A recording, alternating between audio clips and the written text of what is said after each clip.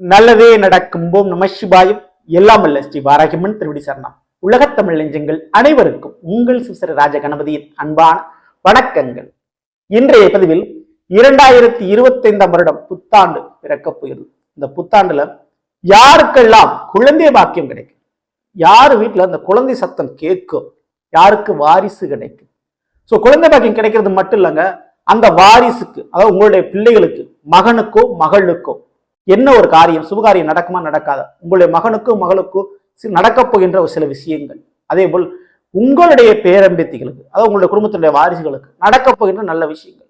அப்படி வாரிசு கிடைக்குமா, அல்லது உங்களுடைய மகனுக்கோ மகளுக்கோ பேரனுக்கோ பேத்திக்கோ திருமணம் போன்ற காரியங்கள் நடக்குமா நடக்காதா, ஏன்னா அனைத்தையுமே இன்றைய பதில பார்க்க போறோம். ஸோ பதிவை ஃபுல்லா பாருங்க. மேலும் நம்ம சேனல்ல ஏற்கனவே இந்த 2025 வருடத்துடைய புத்தாண்டு பலன்களை ஒவ்வொரு ராசிக்கும் நம்ம பதிவிட ஆரம்பிச்சாச்சு. மேலும் சனியோட வக்ர நிவர்த்தி பலன்கள் போட்டாச்சு. பார்க்காதவங்க சேனல் போய் பாருங்க, கண்டிப்பா உங்களுக்கு பயனுள்ளதாக இருக்கும். மறக்காம நம்ம சேனல் சப்ஸ்கிரைப் பண்ணிங்க, கொடுக்கிற பெல்லைக்கான பிரஸ் பண்ணிட்டு பக்கத்துல ஒரு ஆளுநர் சொல்லி தவறாம செலக்ட் பண்ணிச்சுக்கோ. அப்பதான் நான் பதிவிடக்கூடிய அடுத்தடுத்த பதிவுகள் உங்களுக்கு உடனுக்குடன் நோட்டிபிகேஷனாக வந்து சேரும். 2025 வருடம் மிக முக்கியமாக 4 வருட கோள்கள் என்று சொல்லக்கூடிய 4 கிரகத்தோட பயிற்சி இந்த 2025 நடைபெறப்போகுது. சனி, ராகு, குரு, கேது, இந்த 4 கிரகமே மே மாதத்திற்கு முன்பாகவே இந்த கிரகங்கள்லாம் பயிற்சி அடைஞ்சிருவாங்க. ஸோ 2025 மிக முக்கியமானது இதுதான். 4 கிரகத்தினுடைய பயிற்சியும் ஒரே வருடத்தில் நடக்குன்னா இந்த 2025 தான்.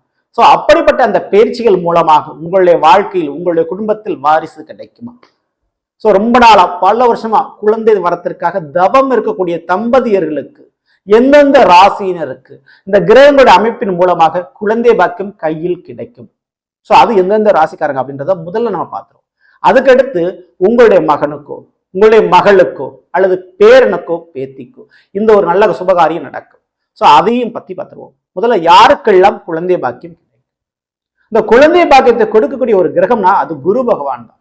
புத்திர காரகன் என்று சொல்வார்கள் குரு பகவான். அப்படிப்பட்ட குருவான் இந்த 2024 டிசம்பர்ல வக்ரம் தான் இருக்காரு. அதாவது வக்ரகத்தில் இருக்கிறார், ரிஷபராசியில் இருக்கிறார்.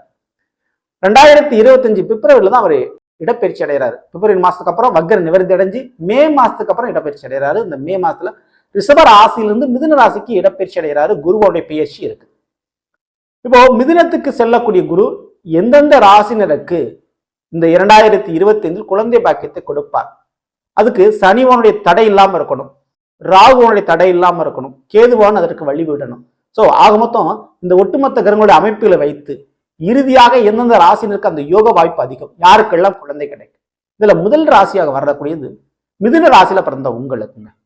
ஏன்னா அந்த மிதுன ராசிக்காரங்களை பொறுத்த வரைக்கும் ஜென்மத்திலே குருவன் அமர்றார், புத்திரக்காரகனே ஜென்மத்துல. மேலும் 9ஆம் வீடு பாக்கியஸ்தானம் சொல்லுவோம். ஸோ 9ஆம் வீடு கும்பம். இந்த கும்பத்துல சனிவன் இப்போது ஆட்சி பெற்று அமர்ந்திருக்கிறார். அடுத்து அவர் பயிற்சி அடைஞ்சாலும் மீனராசிக்கு தான் போவார். சனி போனால் தடை இருக்காது மிதுனராசிக்காரங்களுக்கு. மிதுனராசிக்காரங்களுக்கு தடைபட்டு வந்த அந்த குழந்தை பாக்கியம் சம்பந்தமான பிரச்சனைகள் அனைத்தும் சரியாகி குழந்தை பாக்கியம் கண்டிப்பா நம்மள கிடைக்கும். 2வது ராசி கடக ராசியில பிறந்தவங்களுக்கு ஒரு பக்கம் அஷ்டம சனி சொல்லக்கூடிய இந்த கும்பராசியில் இருக்கக்கூடிய சனியோடைய தொந்தரவு இருந்துகிட்டே இருந்துச்சு இல்லையா, அந்த சனி அடுத்து பயிற்சி அடைஞ்சு மீனராசிக்கு பெறாரு, பாக்கிய சனியாக பெறாரு. கடகராசிக்காரங்களை பொறுத்த வரைக்கும் குரு 12இல் மறைந்திருக்கிறார். 12ஆம் இடங்கிறது அயன சயன போகஸ்தானம், சரிங்களா? அதாவது தாம்பத்திய சுகத்தையும் குறிக்கக்கூடிய இந்த 12ஆம் வீடு, அதுல குருவன் அமர்ந்திருந்து மேலும் உங்களுடைய கடகத்திற்கு 9ஆம் வீடான மீனத்துல சனிவன் அமரப் போறார். அப்போ நிச்சயமா கடகராசிக்காரர்களுக்கு குழந்தை பாக்கியம் கிடைக்கும். இதுல இன்னொரு விஷயமும் இருக்குது. என்னன்னு கேட்டீங்கன்னா, கடகராசிக்காரங்களுக்கு இந்த 2இல் கேது வருகின்ற பொழுது நல்ல தெய்வ வழிபாடுகளால், நீங்க பண்ண பிரார்த்தனையால், நீங்க எடுத்த மருத்துவ சிகிச்சையின் மூலமாக அது சக்சஸ் ஆகி அந்த பிரார்த்தனைக்கு தெய்வம் வரம் கொடுத்து உங்களுக்கு அந்த குழந்தை பாக்கியம் கிடைக்கும், சரிங்களா? இதற்கு அடுத்த ஒரு ராசின்னு பார்த்தா சிம்ம ராசிக்காரங்களுக்கு. சிம்ம ராசிக்காரங்களை பொறுத்தவரை 5ஆம் வீடு தனுசு. அந்த 5ஆம் வீடு தனுசை குரு பகவான் மிதுனத்திலிருந்து பார்த்துடுறார். 5ஆம் வீடு தான் குழந்தை பாக்கியத்தை சொல்லக்கூடிய ஒரு வீடு. அப்ப சிம்ம ராசிக்காரங்களுக்கும் இந்த 2025 குழந்தை பாக்கியம் கிடைக்க போவது நிச்சயம். இதற்கு அடுத்த ராசின்னு பார்த்தா துலாம் ராசியில பிறந்தவங்களுக்கு. துலா ராசியில பிறந்தவங்களுக்கு 5ஆம் வீடு எதுன்னு பார்த்தா கும்பம். அந்த கும்பத்துல சனி விலகி ராகு மீண்டும் வந்து அமர்றார், சரிங்களா? ஆனா ராகு வந்தாலும் நிச்சயம் குழந்தை பாக்கியத்தை கொடுப்பார். அதுவும் பெண் வாரிசுகளுக்கு உண்டான யோகத்தை அதிகமான முறையில் கொடுப்பார்.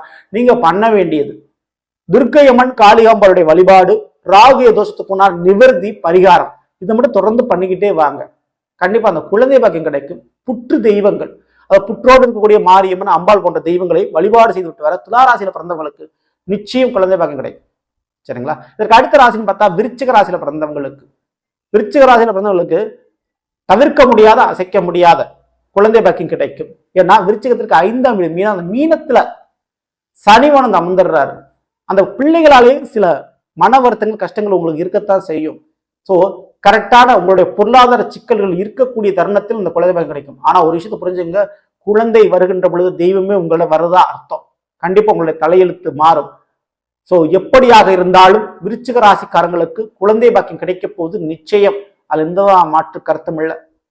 ஸோ இதற்கு அடுத்த ஒரு ராசின்னு பார்த்தா கும்ப ராசியில பிறந்தவங்களுக்கு, கும்ப ராசியில பிறந்தவங்களுக்கு 5ஆம் வீடு மிதனம், அந்த 5ஆம் வீட்டிலேயே குருவான் இருக்கிறார். மேலும் இந்த கும்பராசிக்காரங்களுக்கு 2ஆம் வீடான மீனத்துல சனிவன் அமர்ந்துடுறாரு. ஸோ நிச்சயம் கும்பராசிக்காரங்களுக்கு குழந்தை பாக்கியம் கிடைக்கும்.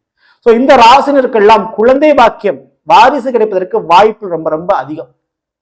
ஸோ இதுல ஏற்கனவே மற்ற 12 ராசிக்காரர்களுக்குமே மகனோ மகளோ இருந்தால் உங்களுடைய மகனுக்கும் மகளுக்கும் திருமணம் நடக்கணும், ஒரு வேலை விஷயத்துல மாற்றம் ஏற்படணும், ஒரு நல்ல விஷயம் இருக்கணும், ஒரு சுபகாரியம் நடக்கணும், அல்லது அவங்க ஏஜ் அட்டன் பண்ணி பெண்களாக இருந்தால், மகள்களாக இருந்தால் ஏஜ் அட்டன் பண்ணி சுபகாரியம் நடக்கணும் அப்படின்ற ஒரு எதிர்பார்ப்போடு இருக்கக்கூடியவங்களுக்கு யார் வீட்டுல மகனுக்கோ மகளுக்கோ சுபகாரியம் நடக்கும், அல்லது பேரனுக்கோ பேத்திக்கோ சுபகாரியம் நடக்கும்.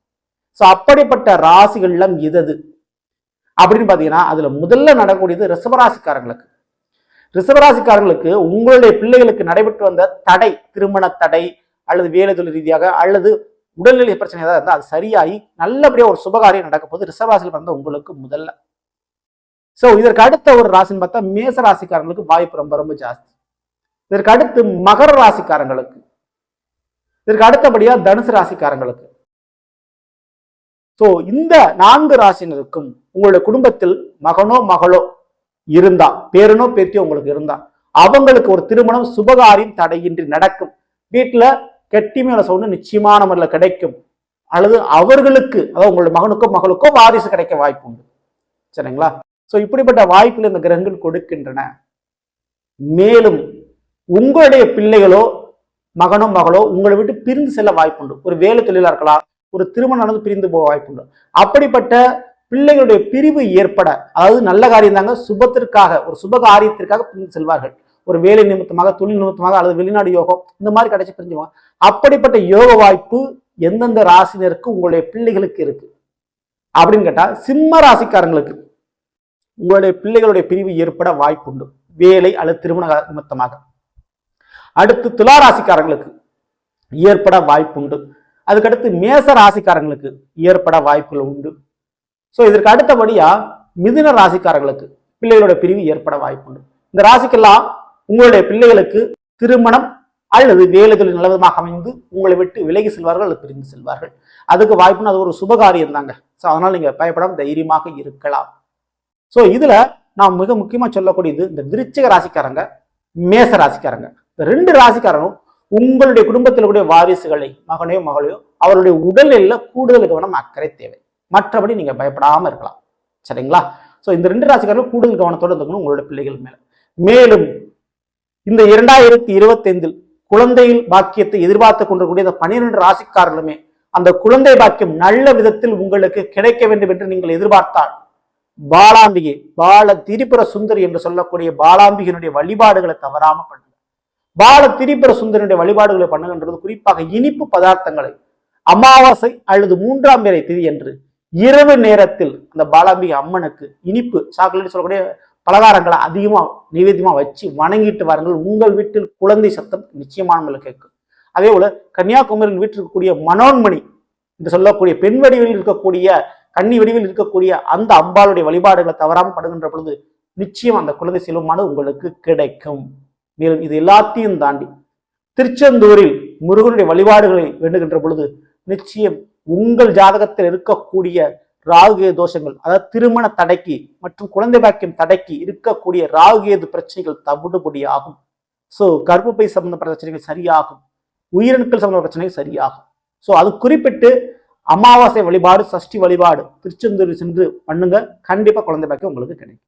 சோ நல்ல நாம் இன்று 2024 வருடத்துடைய பலன்களை பற்றி பார்த்தது நிச்சயமா உங்களுக்கு வெல்வதற்கு பிடிச்சிருந்த லைக் பண்ணுங்க, உங்கள் நண்பர்களுக்கும் உறவினர்களுக்கும் மறக்காமல் ஷேர் செய்யுங்கள். இதுவரை நம்மளுடைய சேனலை சப்ஸ்கிரைப் பண்ணாம இருக்கும், சப்ஸ்கிரைப் பண்ணிங்க. கூட பெல்லைக்கான பிரஸ் பண்ணிட்டு பக்கத்தில் ஒரு ஆளுன்ற ஆசிரியர் தவறாம செலக்ட் பண்ணி வச்சுங்க. மேலும் அருள்நிற்போம். நன்றி, வணக்கம். நல்லதே நடக்கும். ஓம் நம சிவாய். எல்லாம் ஸ்ரீ பாராக்கியம்மன் திருவடி சரணம்.